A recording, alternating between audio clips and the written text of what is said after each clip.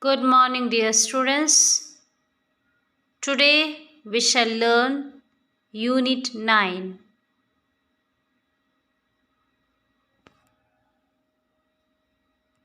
Dear students, Unit 9 talks about our tongue. The chapter indicates that mind your tongue.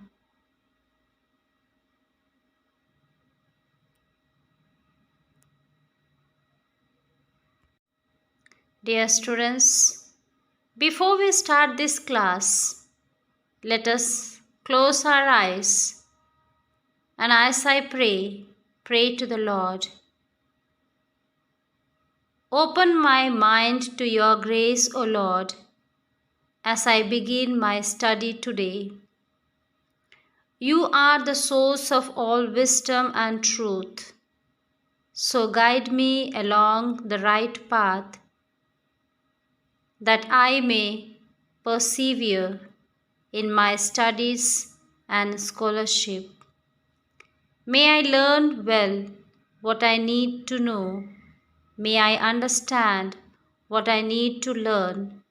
May I remember what I need to explain.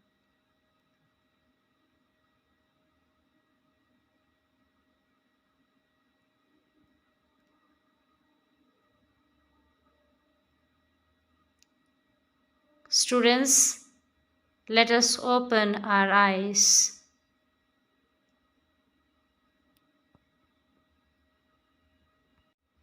As we know, the chapter theme, mind your tongue. So the tongue is a small soft flesh, yet it is capable of breaking the strongest bonds and destroying the most powerful of relationship. Our tongue is an important part of our life. It can build a relationship and also it can destroy our relationship. So dear students, this chapter talks about how we can control our tongue, speaking against us, judging others. A tongue has no bones, but it is strong enough to hurt someone. Choose your words carefully.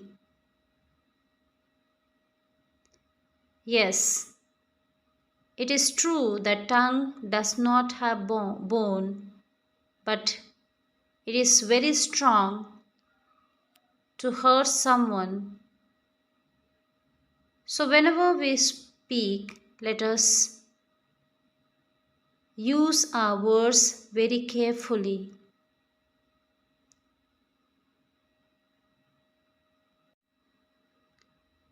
It doesn't take much to hurt people. A loose tongue will do the job. Provide a healing touch takes both efforts and compassion. So, dear students, mind your tongue before you speak to others. Your tongue is sacred. We all must keep in mind to not only think before we speak, but to use it wisely. Take special care of these three things: your mind, your heart, your tongue.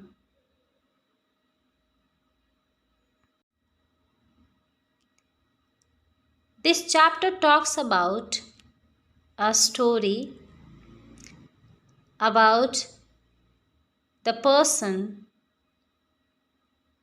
I admire most in my life is my grandfather. He is a retired judge known for his fairness in giving justice. Grandfather is always reading books on philosophy. His favorite is Socrates, a great philosopher of ancient Greece. Grandfather tells me that Socrates was respected for his knowledge and wisdom. These words are said by a small girl who loved her grandfather very well. And he was a very famous man. And this little girl's aunt her name was Sushila, was always criticizing people.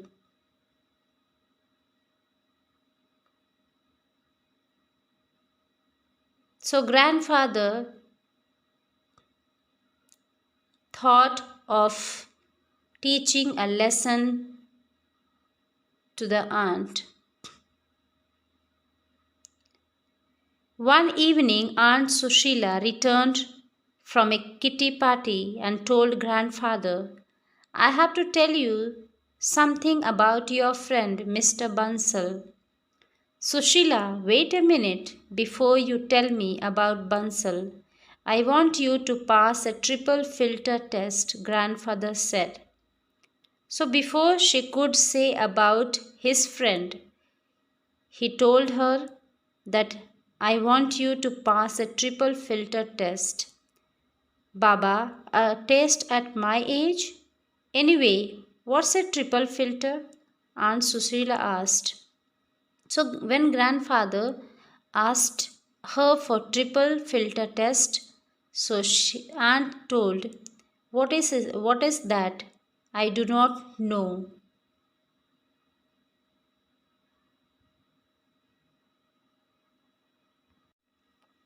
Before you tell me about my friend, stop and try to filter what you have to say, grandfather said. Okay, tell me more. Aunt Sushila became as curious as me.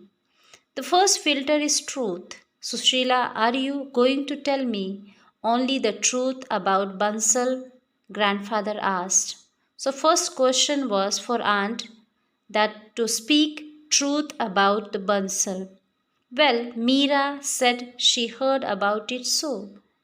So little girl's name was Meera and she was listening all this. So you and Meera don't know if it's really true, isn't it?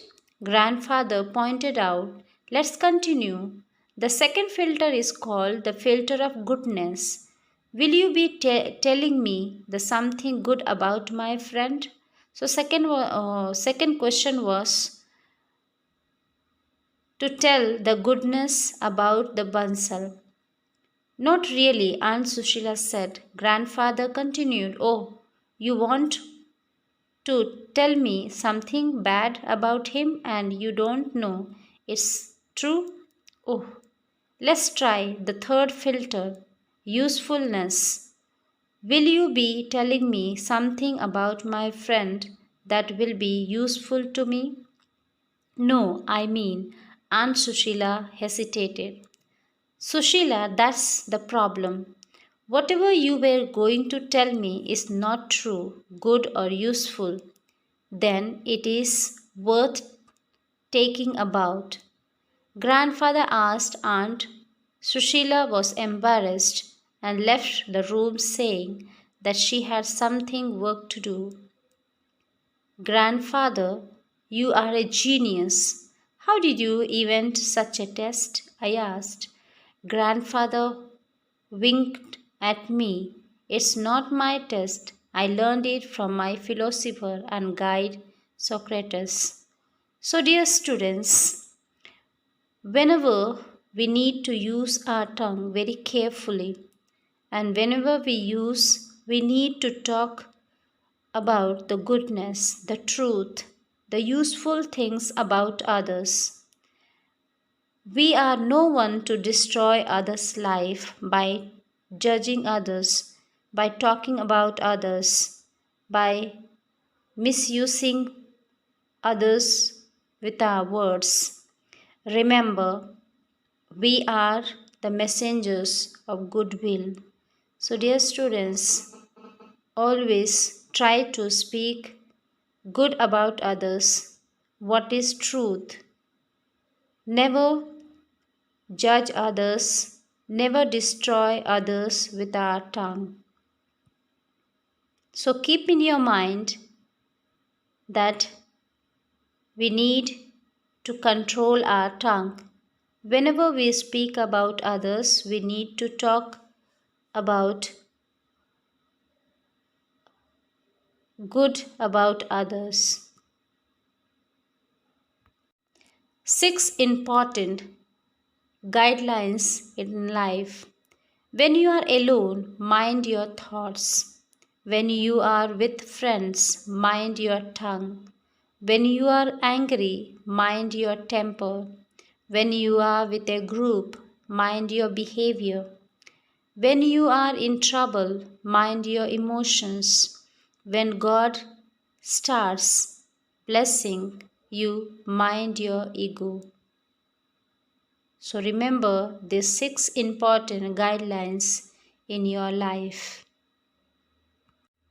Mind your tongue when talking to your elders. So, dear students, whenever you speak with your parents, your grandparents, your elders, try to control your tongue.